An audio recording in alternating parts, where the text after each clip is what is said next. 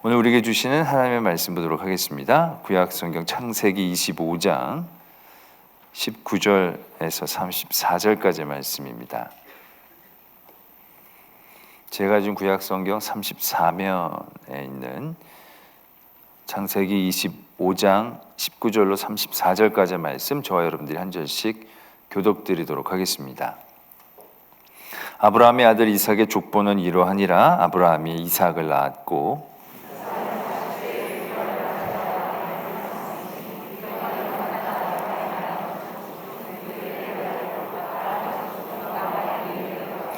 이삭이 그의 아내가 임신하지 못함으로 그를 위하여 여호와께 간구하매 여호와께서 그의 간구를 들으셨으므로 그의 아내 리브가가 임신하였더니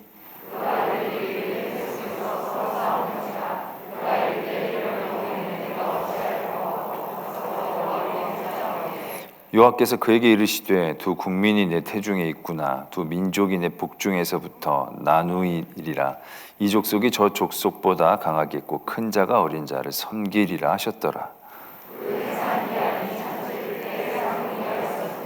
먼저 나온 자는 붉고 전신이 털옷 같아서 이름을 에서라 하였고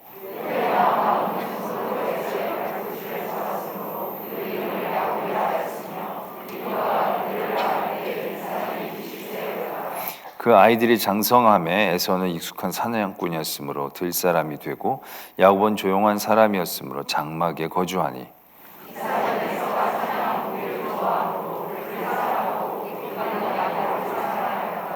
야곱이 죽을 쑤었더니 에서가 들에서 돌아와서 심히 피곤하여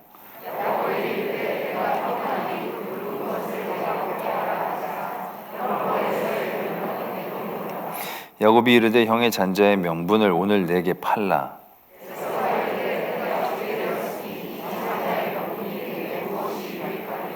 야곱이 이르되 오늘 내게 맹세하라. 에서가 맹세하고 장자의 명분을 야곱에게 판지라. 야곱이 떡과 팥죽을 에서에게 주매 에서가 먹으며 마시고 일어나 갔으니 에서가 장자의 명분을 가볍게 여김이었더라. 아멘. 하나님의 말씀입니다.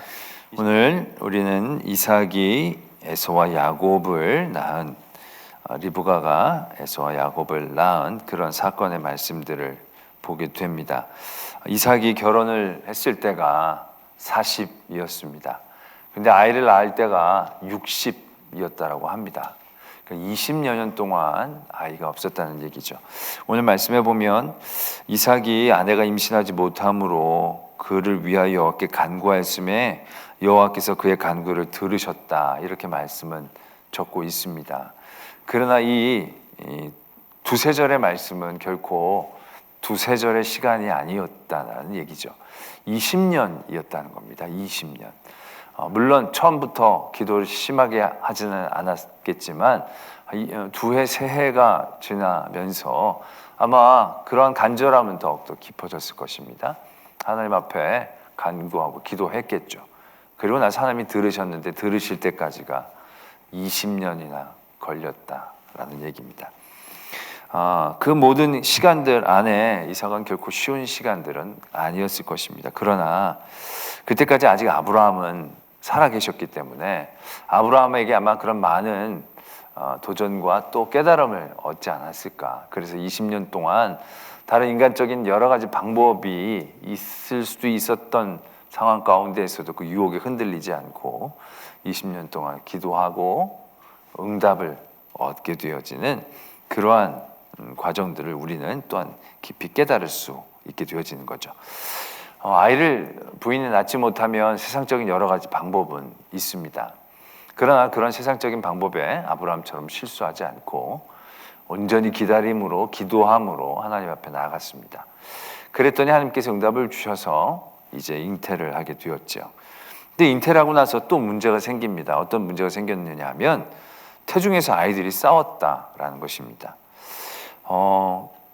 태중에서 두 아이가 싸웠던 그런 일들이 이렇게 심각할 정도로 아마 그 안에서 산모의 고통도 심했을 터이고 그 안에서 아이들이 그런 아주 움직임이라는 것도 상당히 위험하게 느껴졌을 것입니다.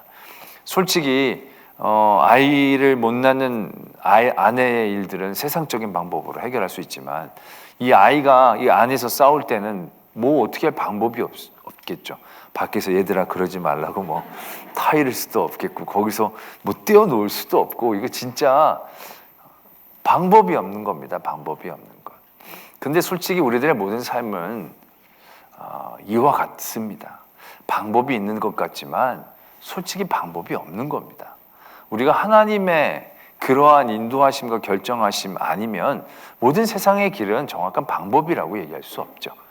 그러나 우리는 어떻습니까? 뭔가 해결할 수 있는, 인간적으로 해결할 수 있는 길이 있게 되어졌을 때 우리의 마음은 끊임없이 나누어지게 되는 거죠. 아브라함도 그 유혹을 떨쳐내지 못한 거죠. 하나님이 분명히 사라를 통하여 약속의 자녀를 주시겠다 말씀하셨는데 그걸 그렇게 믿고 의지해야 했지만 시간이 오래 지남에 따라 그렇게 오래 견디지 못하는 거죠. 어떻게 보면 아브라함도 20년을 버티지 못한 거죠. 금방 사라도 마음이 조급해져 가지고 그 여종 하갈을 통하여 그 아이를 낳게 되어지는 미혹 때문에 넘어가게 된 거죠. 그러나 그런 미혹, 그러한 자기의 노력으로 해결한 듯한 길은 절대로 해결이 안 됐죠.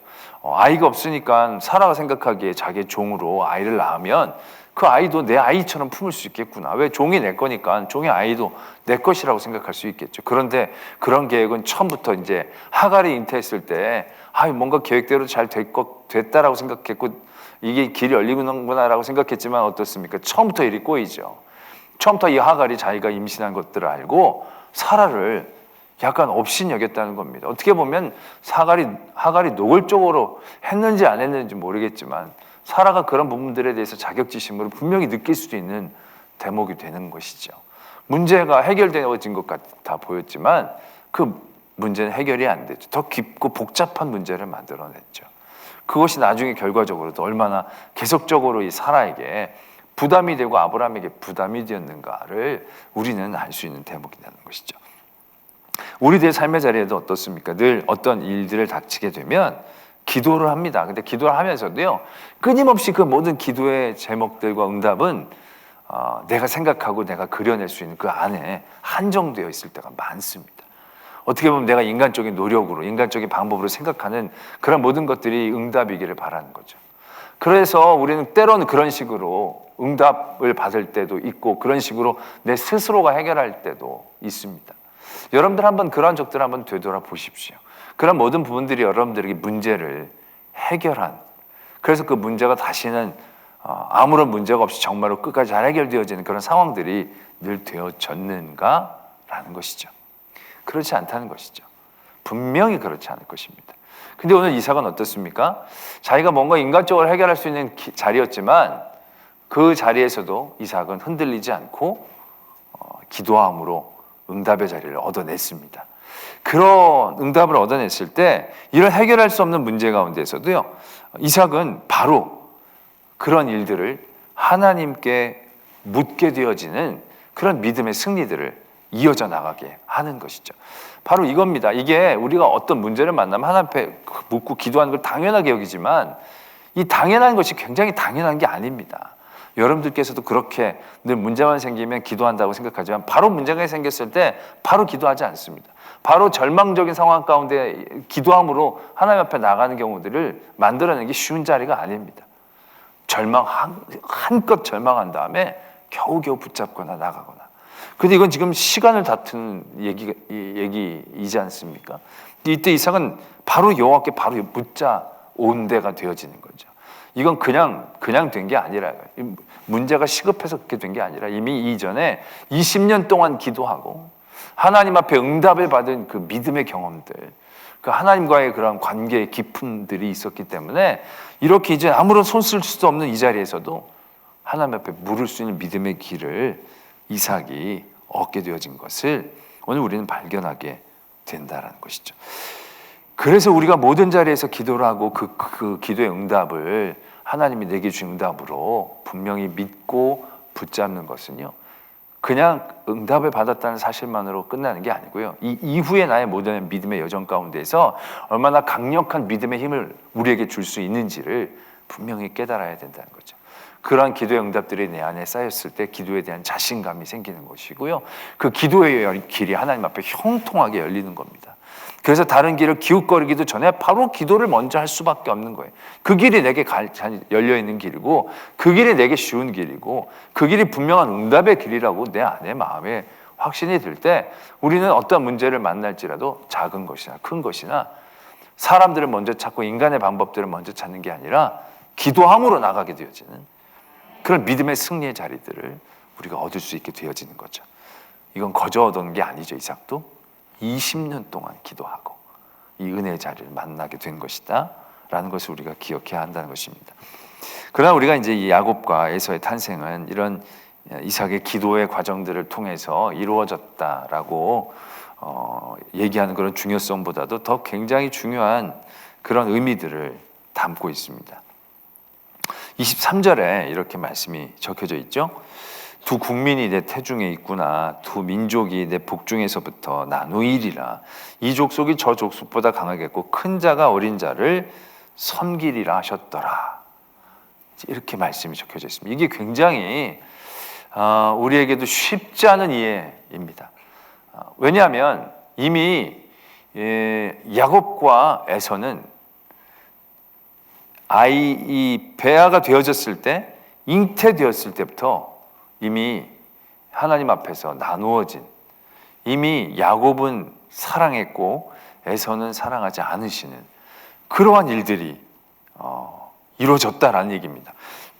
그 생명들이 어떠한 죄가 있겠습니까? 아직 태어나지도 않았는데 어떠한 뭐가 있길래 하나님은 이걸 한 사람은 택하고 한 사람은 이미 태중에서부터 그렇게 하셨는가? 굳이 그렇게까지 하실 필요가 뭐가 있는가? 왜 낳고 난 다음에 애들 자라는 거 보고 둘 중에 자라는 하셔도 충분히 우리가 이해하고 납득할 만한데 하나님의 구속의 사역은 그렇지 않으셨다라는 것을 오늘 우리는 다시 한번 바라보게 된다는 것이죠.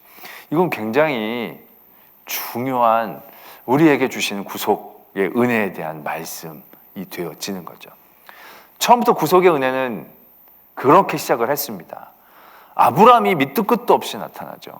아브라함이 그 전에 어떻게 살았는지에 대해서 성경은 얘기하고 있지 않습니다. 왜? 하나님의 고려의 대상이 아니었다는 얘기죠.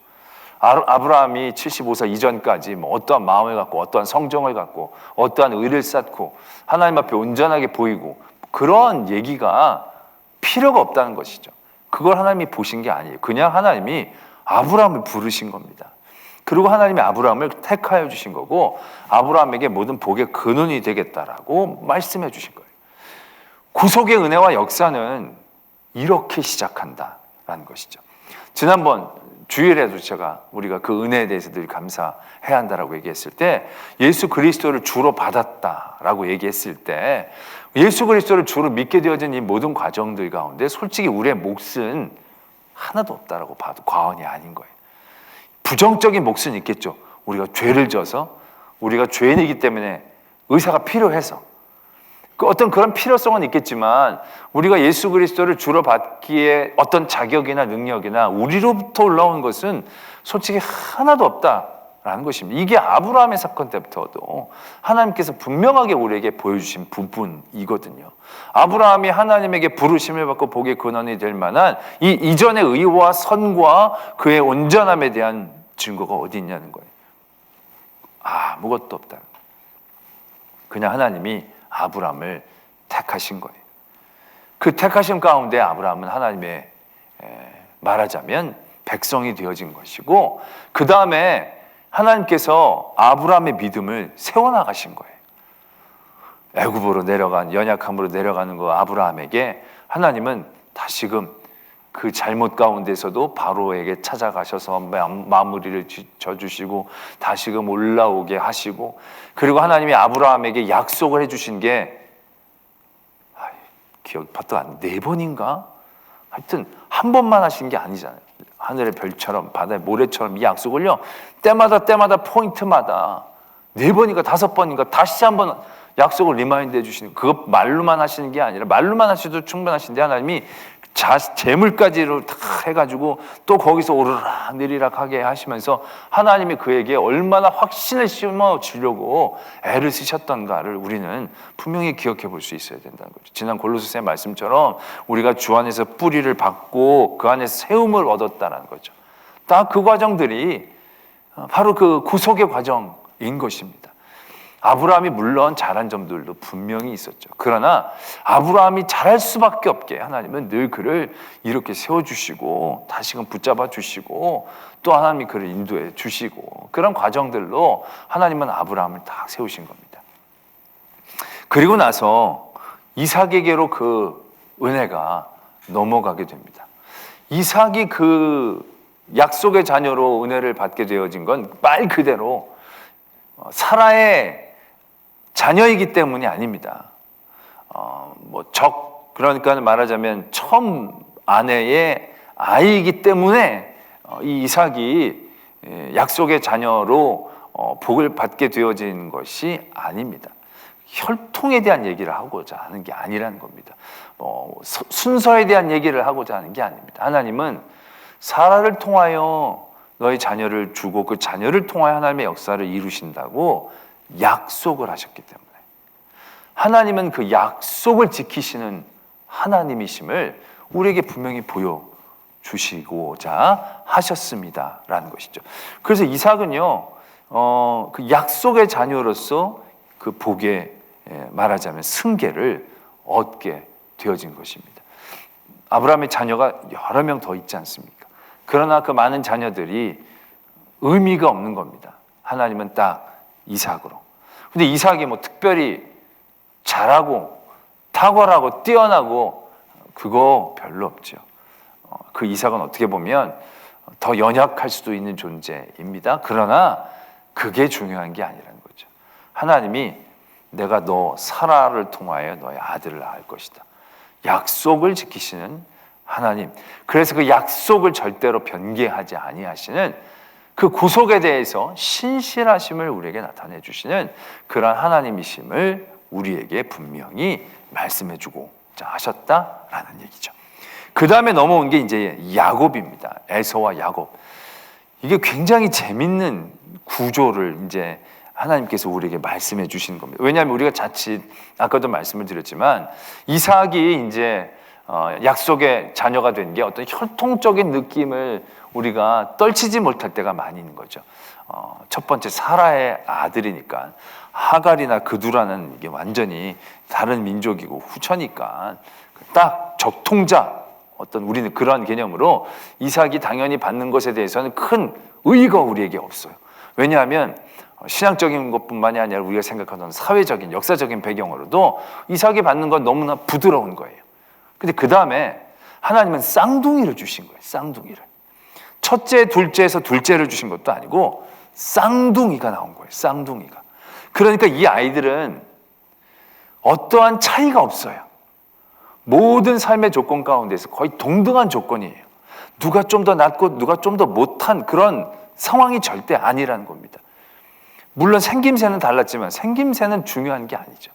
그래서 하나님은 그 다음에 이삭의 자녀를 쌍둥이로 주시는 거예요. 쌍둥이로 주셨지만 하나님은 거기서 차이를 만들어내세요. 근데 그 차이를 형에게 주지 않고 동생에게 주고 계신다는 거예요. 그러면서 큰 자가 작은 자를 섬길 것이다. 이미 애가 이 속에 있을 때 이 안에서 누가 뭐 첫째인지 둘째인지 솔직히 밖에서 구분이 안 되잖아요. 그러나 이미 하나님은 그 안에 하나님께서 정하셨다는 겁니다. 이게 의미하는 바가 무엇이라고 생각하십니까? 우리는 끊임없이 하나님의 구속의 사역들, 구속의 역사 가운데에서 우리의 인간적인 요소들, 인간적인 상황과 환경들을 끊임없이 대입하고 개연성이 있기를 바랍니다. 그래서 우리는 이 뒤에 나오는 사건에서도 보면 에서랑 야곱이 그 팥죽으로 장자권을 사는 사건이 뒤에 연이어서 나옵니다. 우리는 이 사건을 보면서 그러면 그렇지. 에서는 하나님이 이게 보시는 눈이 있는 거예요. 그러니까 떡잎부터 보는 게 태중에서부터 하나님은 에서는 얘는 파이야. 에서는 싫어했고 야곱에는 뭔가 막 하나님에 대한 간절함이 있어. 얘는 얘야. 우리는 이렇게 생각하는 경우들이 적지 않은 거예요. 근데 이건 어떠한 상황을 만들어내는 겁니까? 인간적인 자기의 능력과 여러 여건과 모든 인격과 이런 부분들이 어떤 구석에 대해서 굉장한 어떤 영향력이 있는 것처럼 생각하고 싶어하는 우리들의 마음이라는 거예요. 에서는 장자권을 소중하게 여기지 않아가지고 얘는 떡잎부터 별로였어. 하나님이 잘 보신 거야. 야곱은 좀 속여먹고 좀 야비하지만 하나님을 향한 간절함이 있잖아. 그러니까 이제 얘는 이걸 충분히 하나님은 그걸 어떻게 딱 보시고 야곱을 선택하셨네. 우리는 이제 이렇게 생각하는 경우들이 적지 않은 거죠. 그러면서 우리들의 모든 삶의 자리에서도요, 그런 끊임없이 내가 하나님에게 축복받아야 되는 이유들을 만들어내고 싶어 해요. 내가 하나님 앞에 복받는 그런 이유들을 내 안에서 끊임없이 찾아내는 그 헛된 양망과 욕망 가운데 우리가 젖어들 때가 많아요. 아, 내가 복받을 만하지. 내가 이러니까 하나님 믿을 만하지. 하나님 내 길에 열어주셔야지. 내가 복받은 것에 대해서 끊임없이 내 몫을 찾아내는 그런 헛된 욕망들이 우리 안에 생기는 거예요. 그것들은 나중에 어떤 것까지로 넘어가겠냐면 하면 내가 원한 만큼 누리지 못했을 때 그것은 금방 하나님을 향한 원망의 제목으로 바뀔 수도 있죠. 내가 얼마나 잘했는데, 내가 얼마나 열심히 믿었는데, 내가 얼마나 의롭게 살았는데, 내가 얼마나 의를 세웠는데 어떻게 하나님이 나한테 이러실 수 있는가라는 생각들까지도 우리가 넘어갈 수 있는 위험성을 만들어내는 거죠. 그러나 지금 야곱과 에서에 있는 이런 사건들 이전에 이미 하나님은 그 이전부터 에서가 장자권을 없인 여기기 이전부터 에서가 팥죽으로 자기 장자권을 팔기 그 이전부터 아니 얘네들은 아무 생각도 없고 아무런 사고도 없는 그 순간부터 하나님께서는 이미 야곱을 택하신 거예요. 여기에는 야곱의 능력이나 야곱의 근성은 큰 의미가 없어요. 여기에 가장 중요한 것은 하나님의 주권인 거예요. 하나님이 택하신 거예요. 하나님이 택하셔서 그를 세우신 거예요. 그래서 전에도 말씀을 드렸지만 지금 에서가 여기서 장자권도 팔고 축복기도도 뺏겼어요. 그러나 솔직히 그가 뺏긴 건 없어요. 나중에 야곱은 그냥 내려갔다가 자기 것만 갖고 올라왔어요. 오히려 자기가 번 걸 형에게도 드렸지 이삭의 어떤 그러한 분깃을 자기가 받았다라는 얘기는 없어요. 그 사람 또 그냥 하나님이 주신 것만을 받고 그것만으로 충분한 그런 삶인 거죠. 오히려 그런 삶의 자리에서도 나중에 야곱은 자기의 삶이 참 처절하고 힘들었다라고 얘기할 수 있는 그런 삶인 거예요. 어떻게 보면 그가 원했던 장자권, 그가 원했던 축복권의 그 이유와 그는 하나도 부합된 은혜를 누렸다라고 볼 수는 없어요. 결국 그는 기도까지 받고 그 다음에 쫓겨나는 거예요. 축복기도를 받으면 안 쫓겨나고 형이 어떻게 나가야 되는 거잖아요. 근데 축복기도 받고 쫓겨난 거예요. 그러나 쫓겨난 야곱을 하나님은 베델에서 만나주시는 거예요. 하나님은 베델에서 야곱을 붙잡아 주시는 거예요. 그래서 내가 다시금 큰 부자가 돼서 돌아오게 하겠다. 하나님이 약속을 주시는 거예요. 아버지의 유산으로 된 게 아니고 하나님의 전적인 은혜와 돌보심과 함께 하심. 거기에서 야곱의 은혜는 계속되어질 수 있었다는 상황들을 우리는 분명히 깨닫게 되는 거죠. 이게 바로 하나님의 구속의 역사가 지금 아브라함과 이삭과 야곱 때에 내려오면서 우리에게 보여주시는 하나님의 구속의 그런 역사하심의 그런 내용이고 요소이다라는 사실들을 우리는 다시 한번 떠올려 봐야 한다는 거죠. 그리고 그 하나님의 구속의 은혜의 원칙은 우리에게도 또 동일하게 적용되어지는 은혜이다라는 것을 깨달아야 한다는 것이죠. 아브라함이 얼마나 큰 은혜를 받은 겁니까? 이삭이 얼마나 큰 은혜를 받은 겁니까? 야곱이 사회적으로나 뭐 어떤 면으로도 그가 그런 은혜를 받을 만한 자리는 아니었죠.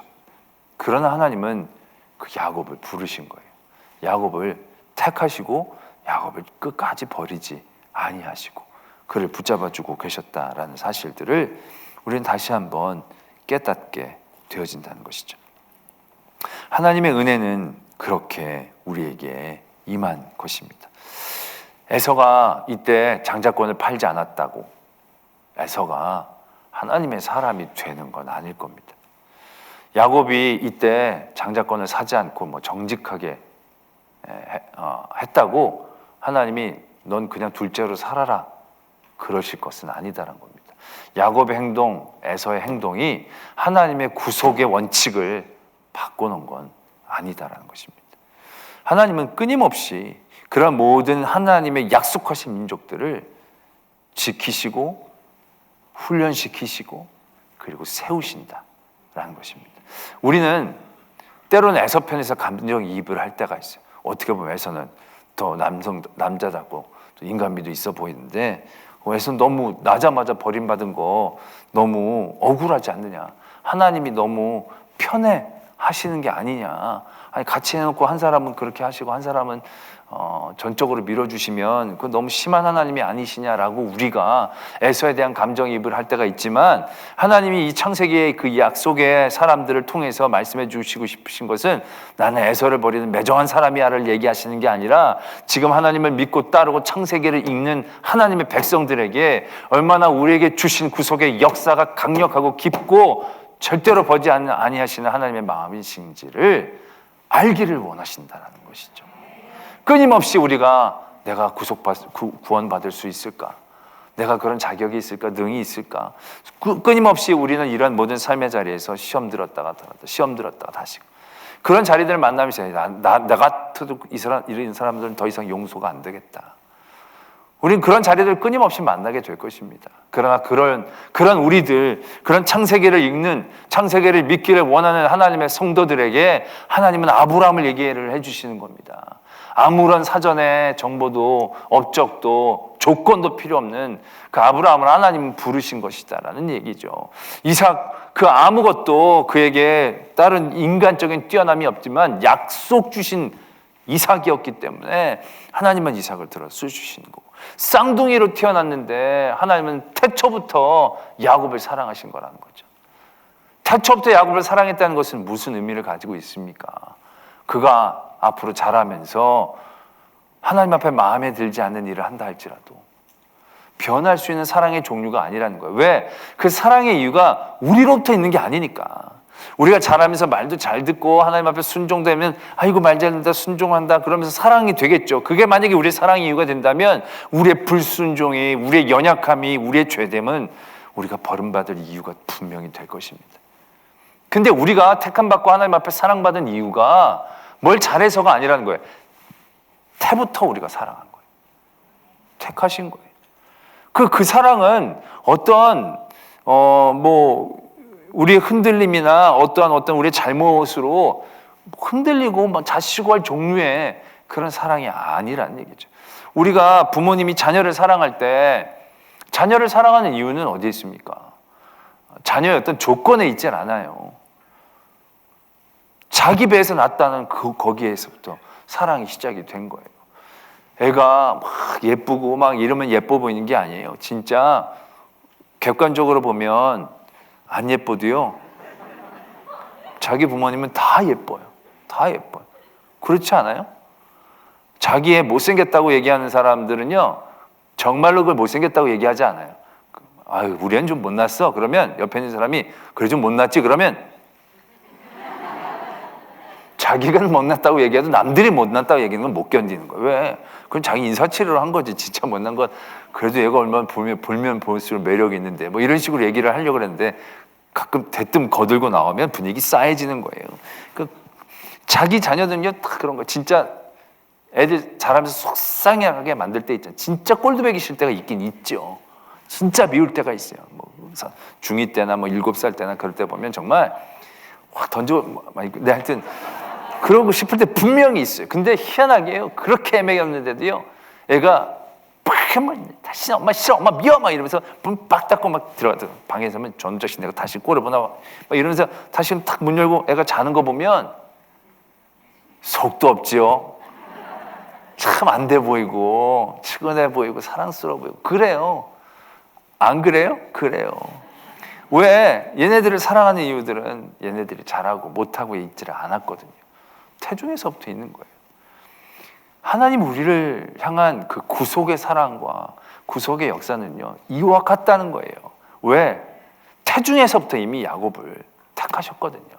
안 택한 에서의 문제를 얘기하는 게 아니에요. 그걸 우리가 걱정할 처지는 아니고요. 그걸 걱정할 우리가 필요도 없어요. 하나님은 그 뒤에 하나님의 일들을 이루시는 거고요. 중요한 건 나와 하나님의 관계 가운데에서 하나님은 우리들에게 확신을 주시고 싶어 하시는 거죠.